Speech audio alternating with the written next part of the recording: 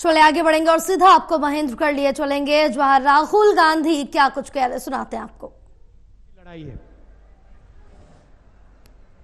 चुनाव हो रहे हैं,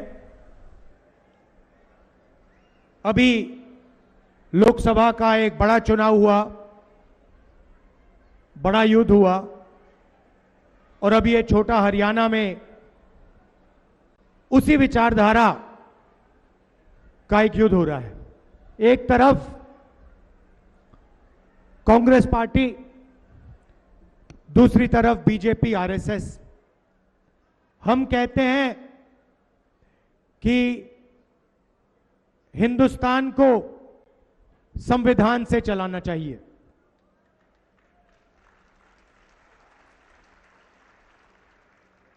हम कहते हैं कि आजादी की लड़ाई का फल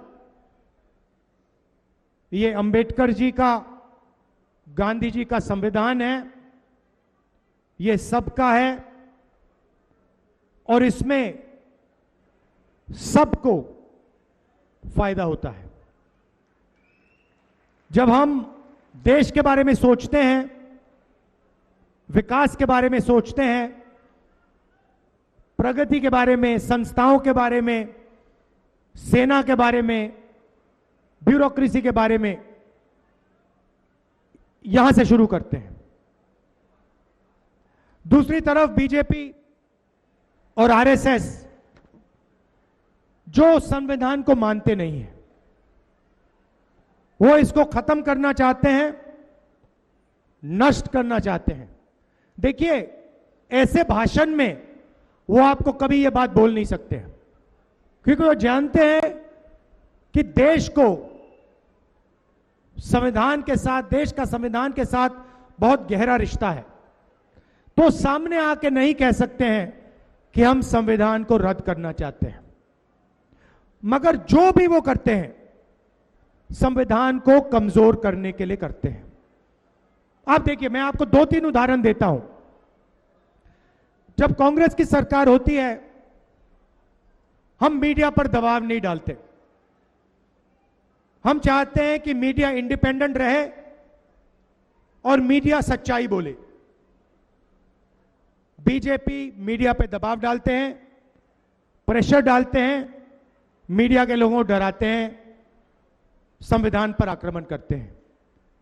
संस्थाओं को देखिए, कांग्रेस की सरकार होती है, इलेक्शन कमीशन, एजेंसीज, इन सब में हम इंडिपेंडेंस चाहते हैं।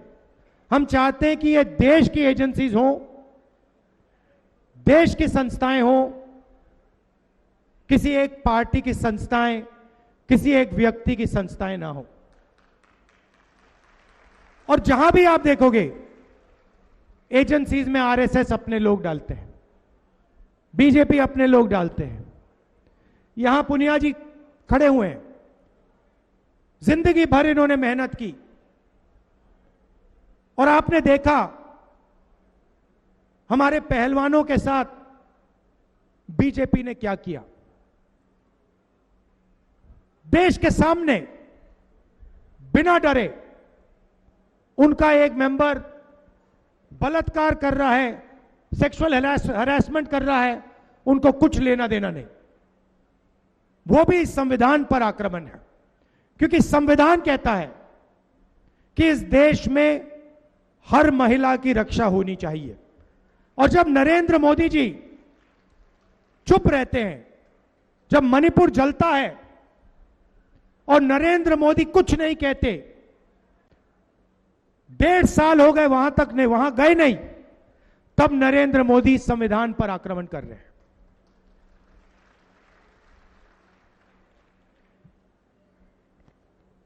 पहले यहां विकास होता था,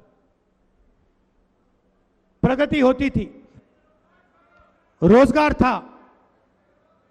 आज पहले नंबर पर हिंदुस्तान के स्टेट्स में आप पहले नंबर पे पहुंच गए हो। किस चीज में? बेरोजगारी में।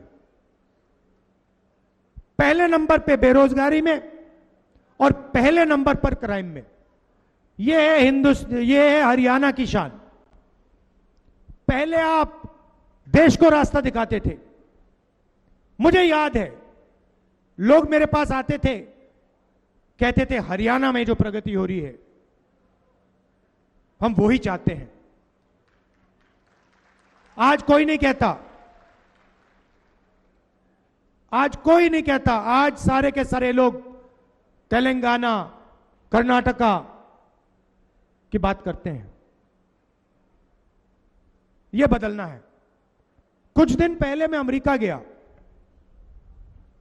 अमेरिका में आपके युवाओं ने, हरियाणा के युवाओं ने मुझे फोन किया। मेरे ऑफिस को फोन करते हैं, कहते हैं राहुल जी हम हरियाणा के हैं, आप डैलस आ रहे हो, टेक्सास में एक शहर है डैलस आ रहे हो, हम आपसे मिलना चाहते हैं। मैंने कहा ठीक है, मगर आप मिलने हमारे घर आइए।